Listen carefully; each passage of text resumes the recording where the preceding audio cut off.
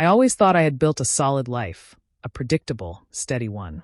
The kind of life a man earns through hard work and holds onto with quiet pride. My name is Daniel Thompson, and up until the moment everything fell apart, I believed I had something real. A career, a marriage, a family, stability. Looking back, I should have noticed the cracks forming before they widened into an abyss. The subtle shifts, the way my wife, Carla, smiled less, how our daughter, Sophia, had begun to drift further from me. But the mind has a way of shielding itself from discomfort, filtering out what it doesn't want to acknowledge.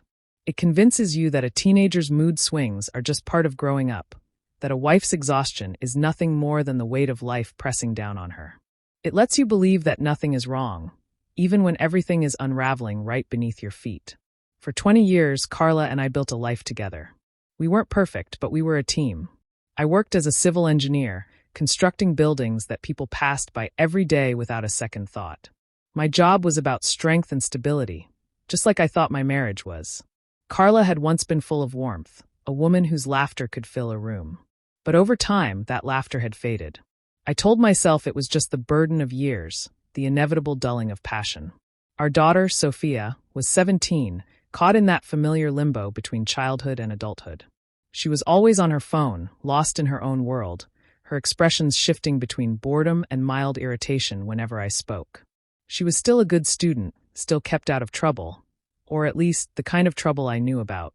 I reassured myself that this was normal, that it was just a phase.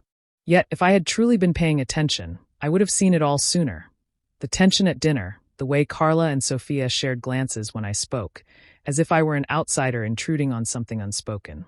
The way Carla clutched her phone a little too tightly, always angling the screen away when I entered the room. At first, I dismissed it, convincing myself I was imagining things. But there's an instinct that comes with years of marriage, a whisper in the back of your mind that tells you something is off. And mine had grown into a deafening roar. The last week before my life imploded had an eerie normalcy to it. Everything seemed the same, yet felt inexplicably different.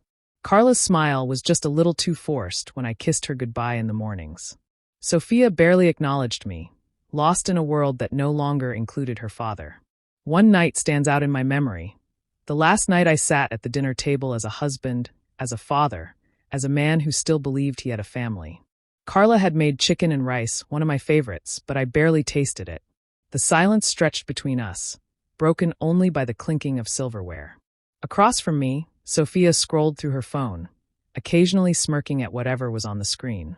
At the end of the table, Carla picked at her food, her lips curled into an unreadable smile. Something was wrong. I cleared my throat, setting my fork down. "Sophia, how was school today?" "Typical," she muttered without looking up. I forced a smile. "That's not really an answer." She sighed, finally lifting her head, her expression flat, indifferent. "It was fine, Dad. Nothing interesting." I glanced at Carla, expecting her to step in, to encourage our daughter to engage. Instead, she just kept that same strange smile and spoke in a voice too smooth, too practiced. "You should talk more with your father. He makes an effort to be present." The way she said it unsettled me. It wasn't affectionate, wasn't sincere. It was detached, as if she were reading from a script, reciting words that weren't her own. Sophia groaned. "Oh my God, Mom, you always do this. Just leave me alone." With that, she pushed back her chair and walked away, leaving behind the tension she had ignited. I turned to Carla, my voice quiet but firm. "That was unnecessary." She merely shrugged. "She needs to learn respect." There was something distant in her tone, something cold. I wanted to ask her outright, "What is happening? Why do I feel like a stranger in my own home?" But the words never came. Instead, I sighed, rubbing my temples. "It's just a phase." Carla didn't respond. She simply nodded and continued eating, as if nothing had changed. That night, as we lay in bed, I stared at the ceiling while she lay beside me, her breathing slow and steady. But I knew she wasn't asleep. I could feel the distance between us, an invisible chasm that neither of us dared to acknowledge. I thought of all the small things, the secrecy, the glances, the tension in the air. I had told myself it was nothing.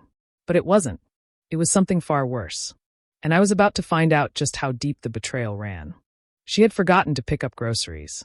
A simple, careless mistake, nothing catastrophic. Not like she had wrecked my life. And yet, the hatred inside me refused to die, smoldering like embers waiting for air. Something inside me snapped. I took a step closer, my fists clenched at my sides, my voice a low, shaking whisper. You took everything from me. You and your lies. You left me to rot while you built a new life. While you... I cut myself off, my entire body shivering with barely contained wrath. I wanted to scream.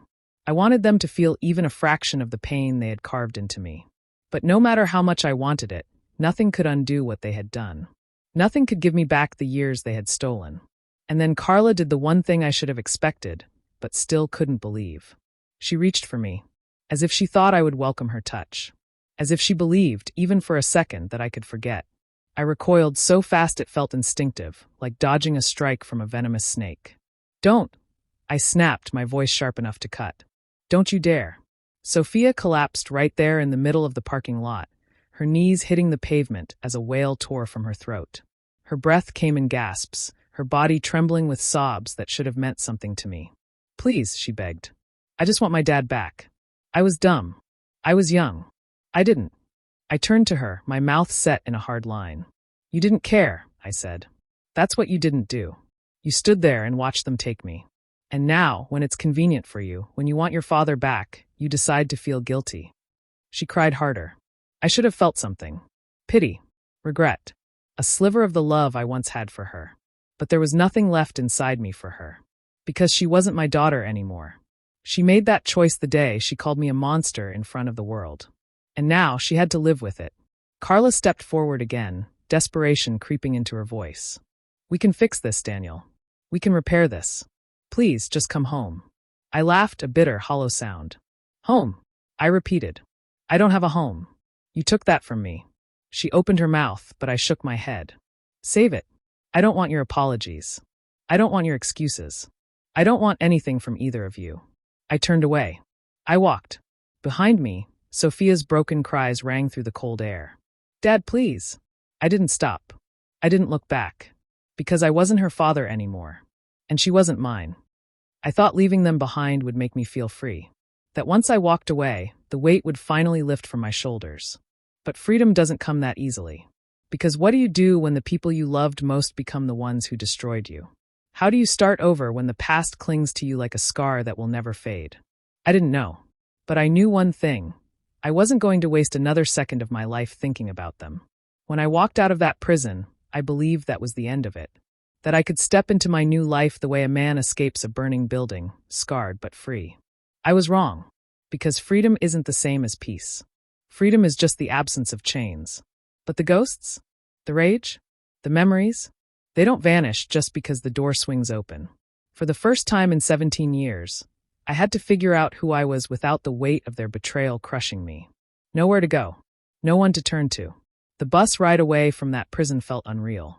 For 17 years, my world had been cement walls, screaming convicts, and the never-ending certainty that I did not belong there.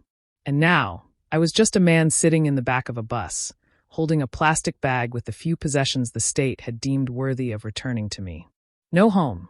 No job. No family. No future. Just freedom. And it tasted bitter. I tried calling the only people who might still care. Marcus, straight to voicemail. Leo, disconnected. I wasn't surprised. 17 years is a long time to be forgotten. But that didn't make it sting any less. The halfway house was suffocating. It stank of cigarettes, sweat, and quiet desperation. Men who barely spoke. Men who flinched like they were still dodging punches in the prison yard. I didn't belong there. But then again, I didn't belong anywhere. The real problem came when I tried to find work. Construction? Too risky. Factory work? They saw my record and laughed me out the door. Even a damn grocery store turned me away. No one wants to hire a man who spent nearly 2 decades in prison, no matter what the paperwork says about wrongful convictions. Then I got lucky. Or as lucky as a man like me could get. A farm out in Silverwood County needed laborers. The owner, Mr. Callahan, was in his 70s. He didn't ask many questions. Didn't seem to care about my past. He just studied me, his sharp eyes taking in the scars on my hands, the way my shoulders remained tense, even at rest. Then he said, "You work hard, I don't ask questions. That fair?"